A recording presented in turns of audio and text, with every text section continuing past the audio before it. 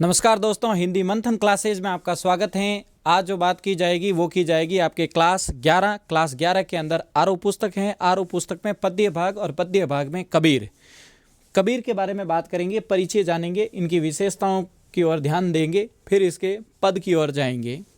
देखो, कबीरदास जी की जो वाणी है उस वाणी का जो संकलन किया गया है वो किया गया है हजारी प्रसाद द्विवेदी के द्वारा। और कबीरदास जी किस में विश्वास करते हैं? देखिए, मैं कहता हूं आंखें देखी और तू कहता है कागज लेकी। कबीरदास जी जो भरोसा करते हैं वो देखी हुई बात पे ही भरोसा करते हैं, कागज के लिखी हुई बात पे भरोसा नहीं करते हैं। ये कबीरदास जी की ओर थोड़ा सा ध्यान रखना है। जन्म की ओर जाते हैं तो 1398 के अंदर जन्म हुआ है और कहते भी हैं काशी में हम प्रगट भये चेताए रामानंद। रामानंद जी कबीरदास जी के गुरु माने जाते हैं। लेकिन आपको ये पता होना चाहिए, रामानंद के जो राम हैं और कबीर के जो राम हैं वो दोनों भिन्न है। ऐसा कौन कहते हैं? ऐसा हजारी प्रसाद द्विवेदी कहते हैं। हजारी प्रसाद द्विवेदी कहते हैं कि रामानंद, वैसे रामानंद कौन है? कबीर के गुरु हैं, ध्यान रखना है। रामानंद जी कौन है? कबीर के गुरु है। मुसलमानों के अनुसार कबीर के गुरु से एक तक्की माने जाते हैं। और रामानंद के राम और कबीरदास जी के राम दोनों ही क्या हैं? भिन्न हैं। और ऐसा कौन कहते हैं? ऐसा कहते हैं हजारी प्रसाद द्विवेदी।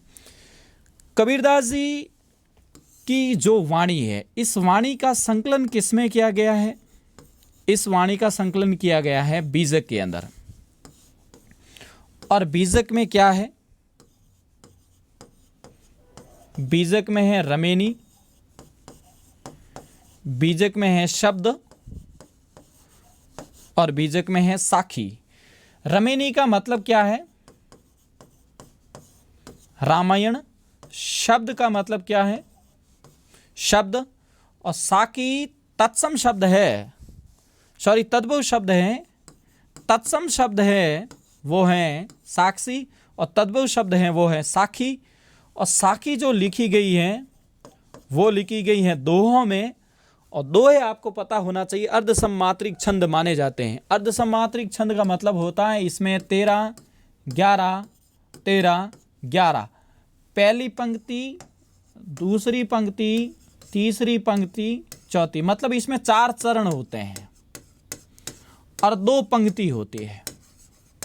ये 4 चरण हो गए और ये 2 पंक्ति हो गई। इसमें पहली और तीसरी पंक्ति में 13, 13 और दूसरी और चौथी पंक्ति में 11, 11। और इसके अंत में इसमें टोटल कितने हो रहे हैं? 24 हो रहे हैं, ध्यान रखना। 11, 13, 11, 13, 24 यानी 48 टोटल हो रहे हैं। और अंत में क्या आता है? तुक आता है। दोहे का जो उल्टा होता है वो सोरठा होता है और सोरठा के बीच में तुक आता है। ये सवाल पूछा जा सकता है, ध्यान रखना है। दोहे का दोहा और सोरठा दोनों ही अर्धसम्मात्रिक छंद है। दोहा 13, 11, 13, 11। इसमें 4 चरण होते हैं और 2 पंक्तियां होती हैं, पहली, दूसरी, तीसरी और चौथी। ये ध्यान रखना है, आपके 4 चरण हो गए, 2 पंक्तियां होगी। दोहे का जो उल्टा होता है वो सोरठा होता है। दोहे के अंत में तुक आता है और सोरठे के बीच में तुक आता है। और सोरठा 11, 13, 11, 13 है। दोहा 13, 11। याद करने का तरीका, दोहा किसको सुनाते हैं? तेरे को सुनाते हैं। 13 मतलब 13, 11, 13, 11। और इसका उल्टा करते हो तो सोरठा हो जाता है। सोरठा में 11, 13, 11, 13। दोहे के अंत में तुक आता है, सोरठे के बीच में तुक आता है। कबीर की वाणी का संग्रह बीजक में किया गया। कबीर की वाणी का संग्रह बीजक में किसने किया? धर्मदास ने किया है, ध्यान रखना है। और धर्मदास ने बीजक के अंदर रमेनी, शब्द और साखी। रमेनी का मतलब रामायणी होता है, शब्द का मतलब शब्द ही होता है। साखी, साखी दोहों में लिखी गई। दोहा उपदेशात्मक है, कबीर के दोहे उपदेशात्मक है, मतलब समाज सुधारक है। समाज सुधारक है मतलब कबीरदास जी पहले समाज सुधारक थे और बाद के अंदर आपके क्या थे? कवि थे। यानी सवाल कई बार ऐसा भी पूछा जाता है कि कबीरदास जी पहले समाज सुधारक थे या कवि थे? तो कबीरदास जी पहले समाज सुधारक थे और बाद में कवि थे। उसके बाद में कबीरदास जी ने जाति पाति का विरोध किया है, बाह्य आडंबरों का विरोध किया है, इसने छुआछूत का भी विरोध किया है। और कबीरदास जी गांव गांव घूम घूम के उपदेश देते थे, इसलिए तो ये समाज सुधारक कहते थे। और जब गांव गांव उपदेश देते थे तो इनकी भाषा थी, वो भाषा खींचड़ी बन गई थी। इसलिए श्याम सुंदर दास ने कबीर की भाषा को पंचमेल खींचड़ी कहा है। और रामचंद्र शुक्ल ने कबीर की भाषा को शदूकड़ी कहा है। शदूकड़ी का मतलब होता है जिसमें राजस्थानी पूर्वी हिंदी का मेल बताया जाता है। ध्यान रखना है, शदूकड़ी कबीरदास जी की भाषा को शुक्ल जी ने शदूकड़ी का, श्याम सुंदर दास ने कबीरदास जी की भाषा को पंचमेल खींचड़ी का। इनकी भाषा खींचड़ी कैसे बन गई है? क्योंकि ये गांव गांव जाकर उपदेश देते थे, समाज सुधारक के बारे में बात करते थे, दोहों में बात करते थे। दो यानी कि साखी शब्द और रमिनी के बारे में कबीर की बात होती है। अब देखो, जन्म 1398 हो चुका है, वाराणसी के पास लहर तेरा गांव के अंदर है जो उत्तर प्रदेश के अंदर है, और एक विधवा ब्राह्मणी के घर कबीरदास जी का जन्म होता है, और पालन पोषण कहीं दूसरी जगह, जन्म कहीं दूसरी जगह। फिर देखो, प्रमुख रचना बीजक, बीजक का संकलन धर्मदास ने किया, जिसके अंदर एक तो साखी है, एक शब्द है और एक रमेनी है। मृत्यु 1518, लगभग 3 शताब्दियों, 13वीं 14वीं और 15वीं। 1518 बस्ती के निकट कहाँ मृत्यु हुई? मगर के अंदर। फिर देखो, कबीर की ये विशेषताएं, आजकल जो सवाल है पेपर के अंदर विशेषताओं से बारे में पूछा जाता है। विशेषताएं, कबीर भक्ति काल की निर्गुण धारा यानी कि ज्ञानाश्रयी शाखा के प्रतिनिधि कवि हैं। वे अपनी बात को साफ एवं 2 टुक शब्दों में प्रभावी ढंग से कह देने के हिमायती थे। बन पड़े तो सीधे सीधे, नहीं तो दरेरा देकर। ये हजारी प्रसाद द्विवेदी की पंक्ति है। आपको विशेषताओं में पूछा जाता। पहली पंक्ति ध्यान रखा, कबीरदास जी भक्ति काल की निर्गुण धारा। आपको ही पता है भक्ति काल में 2 धाराएं चली थी, एक निर्गुण धारा चली थी, एक सगुण धारा चली थी। निर्गुण धारा के अंदर भी एक संत काव्य थे जिसे ज्ञानाश्रयी कहते हैं, एक प्रेमाश्रयी काव्य थे जिसे सूफी काव्य कहते हैं। सगुण के अंदर एक राम भक्ति चली थी, एक कृष्ण भक्ति थी। राम भक्ति थे वो लोक रक्षक थे, कृष्ण भक्ति में थे वो लोक रंजक थे। और आपके यहाँ सूफी कवि आते हैं तो वो प्रेम के मार्ग से, ध्यान रखना, ईश्वर को प्राप्त करना चाहते थे। ये संत कवि थे, ये ज्ञान के मार्ग से ईश्वर को प्राप्त करना चाहते थे। और सगुण भक्ति के अंदर लीला और अवतार से भगवान को प्राप्त करना चाहते थे। कहने का मतलब है चाहे सगुण भक्ति हो चाहे निर्गुण भक्ति हो, दोनों ईश्वर के पास तो भक्ति पहुंचती है, लेकिन सगुण भक्ति में जो ईश्वर है वो आकार रूप में है, वहाँ लीला और अवतार है। निर्गुण में जाते हो तो वहाँ लीला और अवतार नहीं है, निराकार है, लेकिन ईश्वर वहाँ भी है। ईश्वर दोनों और है, लेकिन एक जगह अवतार है, एक जगह अवतार नहीं है। जहाँ अवतार है वहाँ सगुण भक्ति है, जहाँ अवतार नहीं है वहाँ निर्गुण भक्ति है। निर्गुण में भी एक प्रेम के माध्यम से ईश्वर को प्राप्त करना और एक ज्ञान के माध्यम से ईश्वर को प्राप्त करना। कबीर थे वो ज्ञान मार्गी शाखा के अंतर्गत आते हैं और ज्ञान मार्गी शाखा के भी प्रतिनिधि कवि माने जाते हैं। फिर उसके बाद में देखो, ये तो कह दिया, इसलिए ध्यान रखना कबीर हजारी प्रसाद द्विवेदी, ध्यान रखना है कबीर को वाणी का डिक्टेटर कहते थे। ये आरपीएससी में सवाल आ चुका है। वाणी का डिक्टेटर का मतलब होता है भाषा का तानाशाह। भाषा का तानाशाह का मतलब होता है कबीरदास जी हिंदुओं को भी सीधा साधा कहते थे, मुसलमानों को भी सीधा साधा कहते थे। इसलिए मुसलमानों और हिंदुओं में कबीर बराबर अपना अधिकार रखते हैं, वो दोनों को ही नहीं छोड़ते हैं, ध्यान रखना है। इसलिए वाणी का डिक्टेटर, भाषा का तानाशाह का मतलब होता है बेबाक बोलना। उसके बाद में इस पंक्ति से ऐसा लगता है कि कबीरदास जी निरक्षर थे। मसी कागद छुयो नहीं, कलम गई नहीं हाथ। उसने कागद को टच किया नहीं, कलम को अपनी लेखनी में भी नहीं लिया है, ध्यान रखना है। इस पंक्ति से ऐसा लगता है कि कबीरदास जी निरक्षर थे। फिर देखो, कबीर की पंक्तियों का इसका प्रमाण ये पंक्तियां दे ही रहे कि तभी ज्ञान के स्थान पर आंखों देके सत्य और अनुभव को प्रमुखता दी। उनकी रचनाओं में देखो, कबीरदास जी भक्ति काल में थे, तो भक्ति काल में कबीरदास जी पर प्रभाव कहाँ का देखा गया? आदि काल के अंदर थे। जैसे ना धार्मिक साहित्य में, जैसे शुक्ल जी जिसको स्थान नहीं देते हैं, नाथ हैं, नहातों का साहित्य है, सिद्धों का साहित्य, जैनों का साहित्य है, उसमें कबीरदास जी पर जो प्रभाव देखा जा रहा है वो नाथों का प्रभाव भी देखा जा रहा है, सिद्धों का प्रभाव भी देखा जा रहा है। तो ये विशेषताओं में पूछा जाता है। और तो और सूफी मत की बातों का प्रभाव भी मिलता है। वे कर्मकांड और वेद विचार के तो विरोधी थे। कबीरदास जी सीधी सादी बात है, बाह्य आडंबरों का विरोध करते थे, जाति पाति का विरोध करते थे, ये छुआछूत का विरोध करते थे, ध्यान रखना है। कहने का मतलब एक है, दिखावों पर प्रहार करना कबीर का काम था। ये जैसे आज की जनरेशन में जो फैशन चल रहा है उस फैशन का विरोध करना कबीर जी का काम है। जाति पाति भेद देखो, वर्ण भेद, संप्रदाय भेद, ये इनका विरोध करते थे। अब इसके स्थान पर देखो, प्रेम, सद्भाव, समानता का समर्थन करते थे। फिर या प्रस्तुत पहले पद में कबीर ने देखो दो पद हैं, इसमें दो पद में क्या है, पहले पद में तो कबीरदास जी ने कहा कि भाई आत्मा और परमात्मा एक ही है। कबीरदास जी यहां पर कह रहे हैं कि जैसे चर और अचर दोनों जगह कण कण में भगवान है। कबीरदास जी के कहने का मतलब ये हुआ कि कबीरदास जी पर प्रभाव जो देखा जा रहा है वो अद्वैत का प्रभाव देखा जा रहा है। अद्वैत का मतलब क्या होता है, जिसमें आत्मा और परमात्मा एक है। और अद्वैत का सिद्धांत देने वाले कौन है, शंकराचार्य हैं। तो ध्यान रखना, आत्मा परमात्मा एक है और सभी जगह है, चर अचर में है, चाहे जीव हो, चाहे जड़ हो, चाहे चेतन हो, सब जगह कण कण में व्याप्त है। आपको कहीं एक व्यक्ति विशेष जाके आप भगवान को प्राप्त नहीं कर सकते हो, भगवान हर जगह है, भगवान कण कण में व्यक्त है। इसलिए ये ध्यान रखना, जाति पाति जैसे जो पीपर पात्र पूजे इन सब का कबीरदास जी विरोध करते हैं। ये देखो अद्वैत सत्ता के रूप में उदाहरण दिए, ध्यान रखना है, सब जगह व्याप्त हैं। दूसरे पद में क्या कह रहे हैं, बाह्य आडंबरों पर प्रहार किया और भीतर की ताकत ये कह रहे हैं कि आपकी आत्मा में ही है, बाहर जाने की आपको जरूरत नहीं है, हर जगह भगवान है। यह सवाल आपके गलत नहीं होना चाहिए। कबीर वांग में खंड 2, इसका संपादन किसने किया, जयदेव सिंह और वासुदेव सिंह ने किया है। वापस ये सवाल सुनिएगा, कबीर वांग में खंड 2 ये शब्द हैं, इसका संपादन किसने किया, जयदेव सिंह और वासुदेव सिंह ने इनका संपादन किया है। सवाल गलत नहीं होना चाहिए। कबीर वांग में खंड 2 का संपादन किसने किया है, जयदेव सिंह और वासुदेव सिंह ने संपादित किया है। ये सवाल आरपीएससी में पूछा जा सकता है, मैं फिर कह देता हूं, कबीर वांग में खंड 2 का संपादन किसने किया, जयदेव सिंह और वासुदेव सिंह ने। एनसीईआरटी के अनुसार पढ़ो, कहीं भटकने की जरूरत नहीं है। ज़्यादा ही आपको विश्वास नहीं होता है तो पिछले 4-5 पेपर उठा के देख लीजिए, पेपर सेटर ने हूबहू लाइन यहीं से ही पूछी है। ज़्यादा ज्ञान की जरूरत नहीं है, लेकिन एनसीईआरटी के अनुसार आप पढ़ते जाओ। अब देखो, अब कबीरदास जी कह रहे हैं कि हम तो एक, कबीरदास जी कह रहे हैं हम तो एक और एक करी जाना। या एक का मतलब एक ही है, एक का मतलब है परमात्मा, और दो ही कहे तिन्हीं को दो जग जिन नहीं पहचाना। कबीरदास जी के कहने का मतलब है हम एक हैं और हम एक ही परमात्मा को जानते हैं।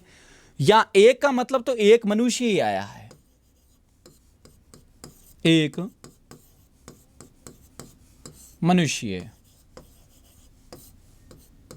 और एक का मतलब है परमात्मा।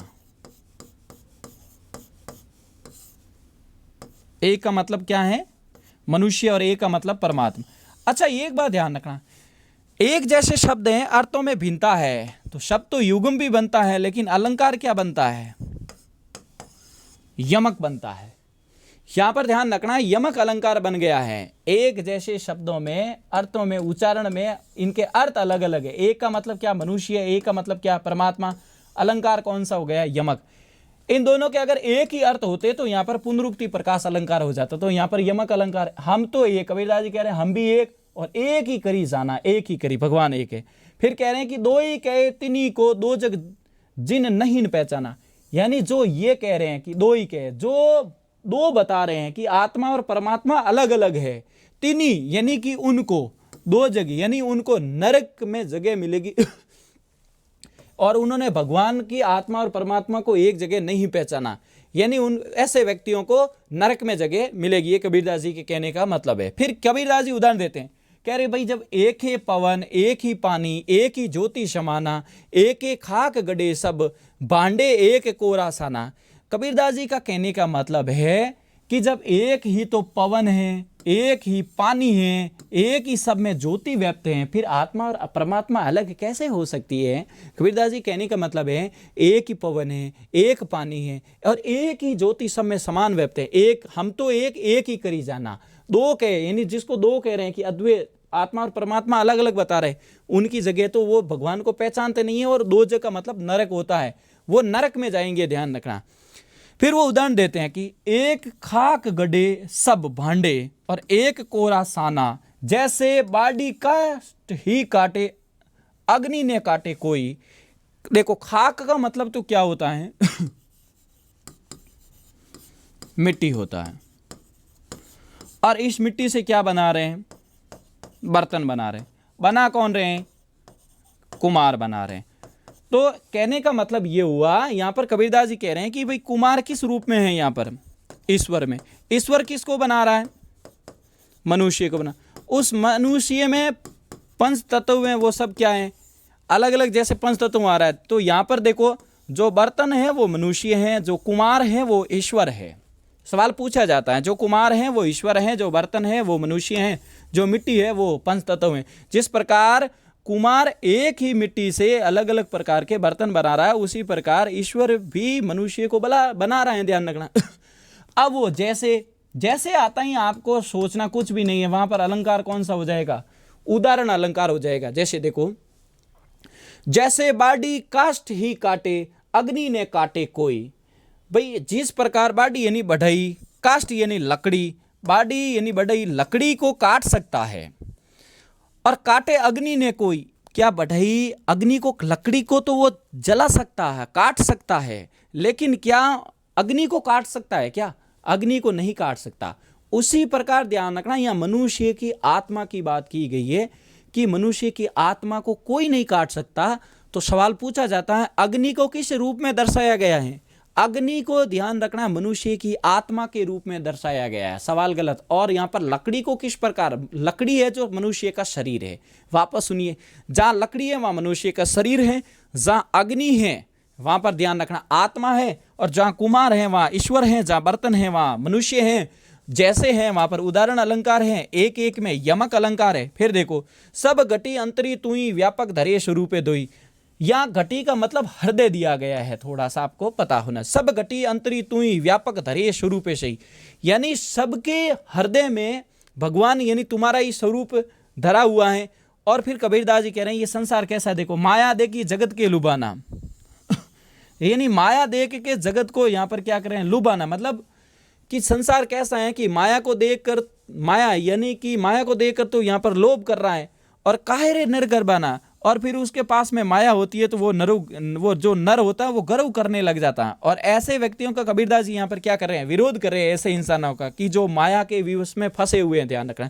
फिर देखो निर्भय, देखो कबीर दीवाना कौन होगा, निर्भय भया कछु नहीं व्यापे काहे, यानी जो व्यक्ति निर्भय होता है, जिसके पास कुछ भी नहीं होता है, ऐसे व्यक्ति दीवाना होते हैं। और ऐसे दीवाने कौन है, कबीरदास जी हैं। और जो माया के लोभ में हैं वो तो गर्व कर रहे हैं, जबकि उनके पास कुछ भी नहीं है, लेकिन फिर भी वो गर्व करते हैं। क्यों करते हैं, कि वो माया देख के जगत के लोभ में फंसे हुए हैं। और ऐसे व्यक्तियों का कबीरदास जी क्या कर रहे हैं, विरोध कर रहे हैं। फिर दूसरे पद में क्या करें, संतों देखत जग बोराना, सांच कहो तो मारन धावे झूठे जग पतियाना। कबीरदास जी संतों को कह रहे हैं कि संतों देखो जग बोराना, कबीरदास जी कह रहे हैं कि संतों देखो ये जग पागल हो चुका। बोराना का मतलब क्या है, पागल होना। देखो ये लोग पागल हो चुके हैं। देखो कैसे, कि अगर सांच कहूं तो मारन दो, अगर हम सच बोलते हैं तो ये मारने को दौड़ते हैं, झूठे जग पतियाना, और अगर हम झूठ बोलते हैं तो ये विश्वास करते हैं। और आज का जमाना ऐसा ही है, सांच की तो स्थिति यही है, सांच कहो तो मारन दो, जो सच बोलते हैं तो उसको तो लोग उसके पीछे तो मारने के लिए दौड़ते हैं, और झूठे जग पतियाना, और जो झूठ बोलता है उस पर लोग क्या करते हैं, भरोसा कर रहे हैं। आज की वर्तमान स्थिति ऐसी है, कबीरदास जी की बातें सब सच्ची हैं। फिर देखिए, नेमी देखा धर्मी देखा प्रातः करे स्नान, ये झूठा दिखाओ बाह्य आडंबरों पर बिल्कुल विरोध है। देखो, नेमी देखा धर्मी देखा, नियम का पालन, कबीरदास जी कह रहे हैं नियम का पालन करने वाला देखा, धर्म को मानने वाला देखा, प्रातः, और ऐसे व्यक्ति सुबह क्या करें, सुबह 6 बजे स्नान करते हैं। देखो, आत्म मारी पखा नहीं पूजे, और ऐसे व्यक्ति अपनी आत्मा को तो मारते हैं और पखान यानी भाटे को पूजते हैं, और उनको ये पता नहीं है भाटे को पूजने की कोई जरूरत नहीं है, आत्मा के अंदर ही भगवान निवास करते हैं। कबीरदास जी विरोध कर रहे हैं। देखो, आत्म मारी, आत्मा को तुम्हारे पखा नहीं पूजे, भाटे को पूज रहे हैं। देखो, मारवाड़ी में भाटो कवे, उनमें कछु नहीं ज्ञाना, और ऐसे व्यक्तियों में ज्ञान कुछ भी नहीं है, ध्यान रखना है। बहुत देखे मैंने ऐसे व्यक्ति, बहुत देखा। पीर ओलिया मतलब ये मुसलमानों के अंदर, ध्यान रखना, ये गुरु शिष्य की परंपरा बताई गई, पढ़े किताब कुराना, और ये फिर क्या करे, कुरान को पढ़ रहे हैं। फिर कई मुरीद तदबीर बताओ, यहां पर यह सवाल पूछा जा सकता है, मुरीद का मतलब क्या है, शिष्य, तदबीर का मतलब क्या है, उपाय। वापस देखिए, मुरीद का मतलब क्या है, शिष्य, तदबीर का मतलब उपाय। कई बार शब्द अर्थ में पूछे तो आपके गलत नहीं होना चाहिए। कई मुरीद तदबीर बताओ, और ऐसे लोग है ना अपने शिष्यों को, ये जो कुरान पढ़ लेते हैं ना, पीर ओलिया देन, ये शिष्य को उपाय बताते हैं और उनमें होए जो ज्ञाना। तो कबीरदास जी कैसे, ये क्या ज्ञान बताएंगे, ये तो जो किताब में लिखा हुआ वो ही बताएंगे। और ऐसे व्यक्ति आसन मारी डिम्ब धरी बैठे, और ऐसे व्यक्ति ऐसे आसन मार के बैठे रहते हैं। और फिर क्या, मन में बहुत ऐसे व्यक्तियों को बहुत गर्व हुए कि यही है सबसे ज्ञानी व्यक्ति संसार में, ध्यान रखना। और ऐसे व्यक्तियों का विरोध देखने को मिल रहा है और बिल्कुल सही भी है। फिर देखो ऐसे व्यक्तियों की और क्या है कि पीपर पातर पूजन लागे, और ऐसे व्यक्ति पीपड़ी को पूजते, पातर यानी भाटे को पूजने लगते हैं और तीर्थ करने जाते हैं तो गर्व करते हैं कि आप भगवान मिल गए हैं, ध्यान रखना। उनको ये पता नहीं है भगवान तो तुम्हारे पास ही है, अपनी आत्मशुद्धि होनी चाहिए। फिर देखो टोपी पहने माला पहने, ऐसे व्यक्ति टोपी पहनते हैं, गले में माला पहनते हैं और यहाँ पर 3 तलक लगाते हैं सुबह 6 बजते ही ऐसे। हाँ, ये कबीरदास जी कह रहे हैं ये दिखावा है, ये झूठा है, ये तो फैशन है, ध्यान रखना है। हाँ, भगवान तो सहज रूप से ही मिल सकते हैं आराम से। टोपी पहरे, माला पहरे, छाप तिलक अनुमाना, ये लो साकल। और फिर देखो फिर क्या, शाकी शब्दी गाते हैं और इनको पता नहीं है भगवान को तो देखो भूल गए, आत्म खबरी ने जाना, और खुद के बारे में ही नहीं जानते हैं कि ये खुद के बारे में इनको कोई ज्ञान नहीं है।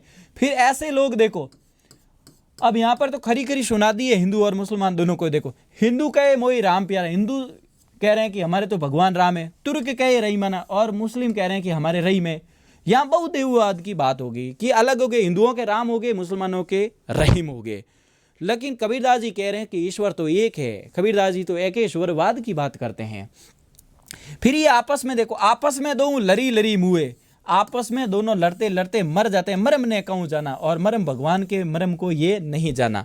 और ऐसे व्यक्तियों की क्या विशेषता देखो, घर घर मंत्र दे ये तो घर घर मंत्र देते फिरते हैं, महिमा के अभिमान, और फिर ये मंत्र देते हैं, होशियार है, अपने आप को ऐसा समझते हैं। और ये फिर इन ऐसे व्यक्तियों को क्या हो जाता है, गर्व हो जाता है।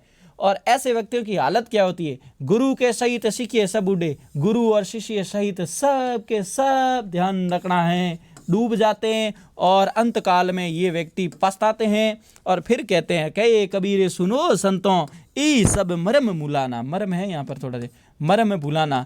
अरे सुनतों रे, कबीरदास जी कह रहे हैं कि सुनो रे संतों, ये सब अपने भगवान ईश्वर को तो भूल चुके हैं, ऐसे इसलिए ये भाई आडंबर कर रहे हैं।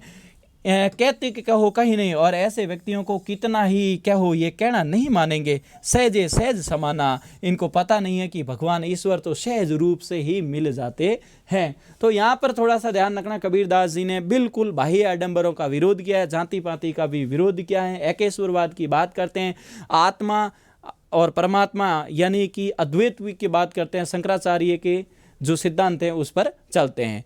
तो थोड़ा सा आपको ध्यान रखना दोस्तों, इस चैनल को थोड़ा लाइक कीजिए, शेयर कीजिए, सब्सक्राइब कीजिए। जय हिंद, जय भारत।